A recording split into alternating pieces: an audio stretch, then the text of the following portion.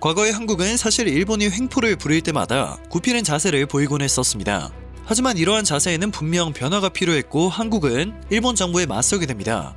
바로 2년 전 아베 정부의 수출 규제에 정면으로 맞대응을 한 것이죠.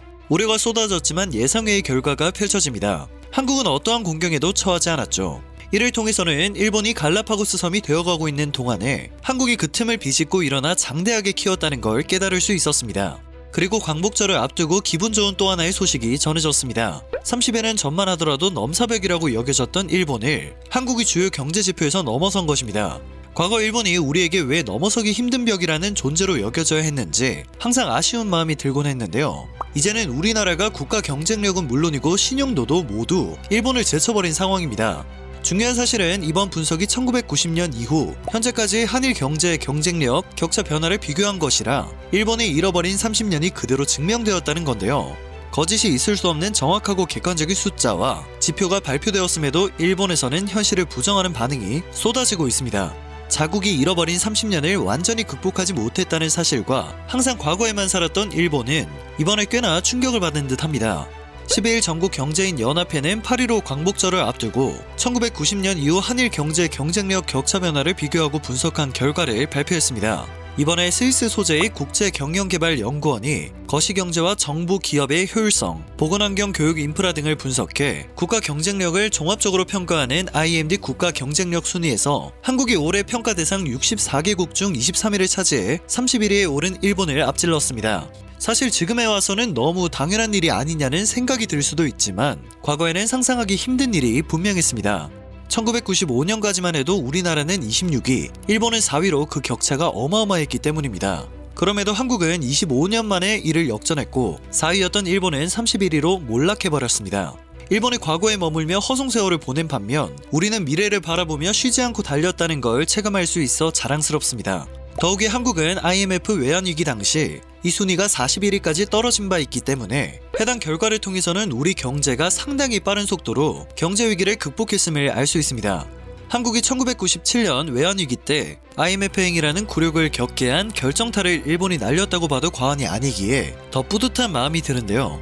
한국이 가지고 있던 대외 부채 중 특히 만기가 빨리 다가오는 단기 외채의 비율은 약 211%였다고 합니다. 그 빚의 대부분은 일본에서 빌려온 것들이었죠. 그만큼 일본을 전적으로 의존하고 믿고 있었던 건데요. 그러나 원화 폭락의 결정적인 원인은 일본 은행들이었습니다. 당시 한국의 대외 부채 중 절반이 일본에서 빌려온 돈이었는데 외화 자금 중 한국에서 가장 먼저 빠져나간 게 일본 차관이었죠. 일본 은행들은 부실 여신으로 중병을 앓고 있었고 한국에서마저 여신이 떼일 것을 두려워했습니다. 일본 은행들은 다른 선진국 은행들보다 옆집으로 비유할 수 있는 한국의 사정을 잘 알았고 유럽이나 미국계 은행보다 한국을 더 옥죄어왔습니다. 그리고 이러한 상황은 외국 자본들의 시선에서 한국이 조만간 망할 나라처럼 보이게 했고 외국 자본들은 한국의 원금 상환을 요구하며 앞다투어 달려들기 시작했습니다. 당시 한국 경제는 앞서 금융위기를 겪고 있는 태국과 인도네시아, 말레이시아와 필리핀의 경제력을 합친 규모이고 세계 11위의 경제대국이었습니다. 동남아 경제는 한머니의 공격에 의해 무너졌지만 한국 경제는 선진국 은행들의 갑작스럽고 일시적인 대탈주에 의해 붕괴된 것이죠. 태국 바트화와 말레이시아 링기트와 필리핀 페소와 폭락에 미국의 헤지펀드들이 공략을 한 것은 입증이 되었습니다.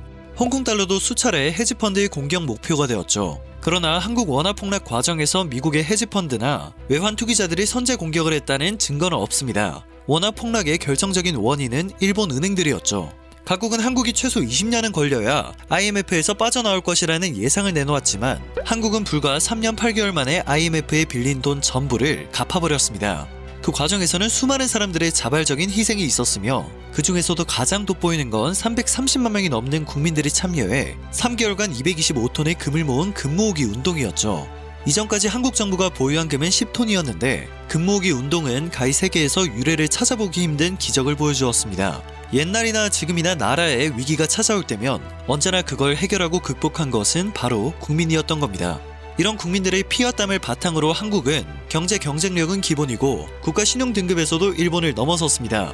많은 투자자들이 국제 금융시장에서 신용 등급을 투자의 주요 판단 기준으로 삼기 때문에 국가 신용 등급과 자본시장에서 큰 영향력을 행사합니다. 과거에 젖어 여전히 한국보다 잘났다고 생각하는 일본의 코를 제대로 짓밟아주는 또 하나의 성과인 것이죠. 무디스와 스탠다드 앤드 푸어스, 피치 등 3대 국제 신용평가사의 국가 신용 등급에서 한국은 AA를 기록하며 A+를 받은 일본보다 2단계 우위를 점했습니다. 1990년엔 한국이 A+, 일본이 AAA로 4단계 격차가 있었으나 이를 추월한 것입니다. 여러모로 일본은 지는 애, 한국은 뜨는 애라는 비유가 적절한 상황입니다. 또 한국은 경제를 지속적으로 성장시키기 위한 노력을 계속해서 이어가고 있기 때문에 당장 일본이 벌어진 격차를 따라잡을 수 있는 가능성은 매우 희박합니다.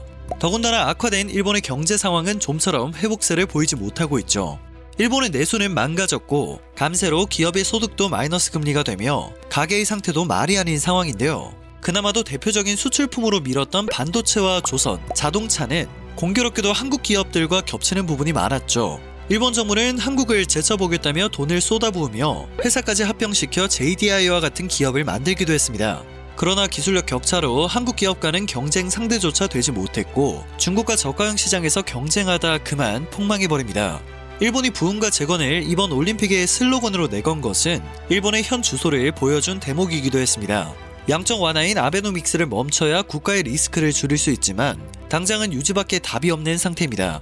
우려처럼 아베노믹스가 독이 된 성배가 되었고 신용등급이 하락할 수밖에 없는 상황을 좀처럼 벗어나지 못하고 있는 겁니다. 마침 광복절을 앞두고 이렇게 대조적인 결과가 발표되어 뿌듯함이 배로 느껴지는데요. 객관적일 수밖에 없는 국제경영개발연구원과 3대 국제신용평가사의 평가임에도 일본에서는 이 사실을 부정하는 반응이 쏟아지고 있습니다. 해당 기사의 댓글에서 일본 반응을 찾아볼 수 있었는데요. 댓글에는 한국이 일본을 넘어섰다면 불화수소와 같은 산업기술이 담긴 제품을 일본에게 의존하지 않아도 되겠다. 제발 일본 따위의 도움 없이 세계시장에서 똑같은 평가를 받을 수 있길 바란다. 앞으로는 일본에 의존하지 않고 자립하세요. 아직도 전범기업이니 우길기니 일본을 괴롭히는데 엄청난 에너지를 쏟는 한국은 결코 일본을 따라잡을 수 없을 것이다. 일본이 한국에 따라잡힌 게 아니라 모든 지수는 각국마다 산정 기준이 다른 것뿐이다 라는 의견들이 수많은 공감을 얻고 있는 상황입니다. 이러한 일본 반응을 볼 때면 과연 이들이 현실을 애써 부정하는 것인지 갈라파고스화로 고립되어 현실을 깨닫지 못하는 것인지 궁금해지곤 합니다. 잃어버린 30년을 타산지석으로 삼기는커녕 이렇게 매번 현실을 회피하고 부정하기 바쁘니 잃어버린 30년이 40년으로 또 50년으로 늘어나도 전혀 이상하지 않을 듯합니다. 여러 지표와 지수가 알려주듯 1980년대까지만 해도 세계에서 가장 잘 나가는 국가였던 일본의 위상은 갈수록 추락하고 있는 게 지금 현실입니다. 전 세계 최인류 국가로 온갖 영화를 누리며 1980년대 90년대를 보내고 2000년대 접어들어 일본은 뭘 해도 잘 안 되는 세월을 보내고 있죠. 그래서인지 그들이 찾은 심리적 위안거리는 혐한이 되어가고 있습니다. 질투를 하는 것은 물론 앞을 보며 달려가는 한국의 발목을 잡으려 혈안이 되어 있죠. 그러나 한국은 여기에 전혀 휘둘리지 않고 있으며 국가 경쟁력과 신용등급은 물론 각국의 물가와 환율 수준을 반영해 국민의 구매력을 측정하는 1인당 경상 GDP도 PPP 기준 2018년 일본을 추월한 이후 그 추세를 유지하고 있습니다. 어디 이것뿐일까요? 제조업 경쟁력에서도 한국은 일본을 앞섰습니다. 제조업 경쟁력을 분석해 국가마다 순위를 부여하는 CIP에 따르면 한국은 2018년 3위로 5위를 기록한 일본을 앞질렀습니다. 1990년엔 한국이 17위, 일본이 2위였다는 사실을 고려해보면 우리가 일본을 얼마나 추월했는지 그 대단함을 더 깊게 체감할 수 있죠. 이렇게 일본을 추월하는 한국의 성장은 가속화되고 있습니다. 격변하는 시대 속에서 경쟁력을 갖추기 위해 무엇보다 중요한 것은 수용할 줄 아는 자세라고 생각됩니다. 수용하는 자세가 없는데 어떻게 새로운 도전을 하고 성장을 할 수 있을까 싶습니다. 오늘 전해드릴 소식은 여기까지입니다. 영상이 정보가 되셨다면 그것만으로도 감사드립니다. 늘 새롭고 유익한 뉴스를 전하는 로버튜브 되겠습니다.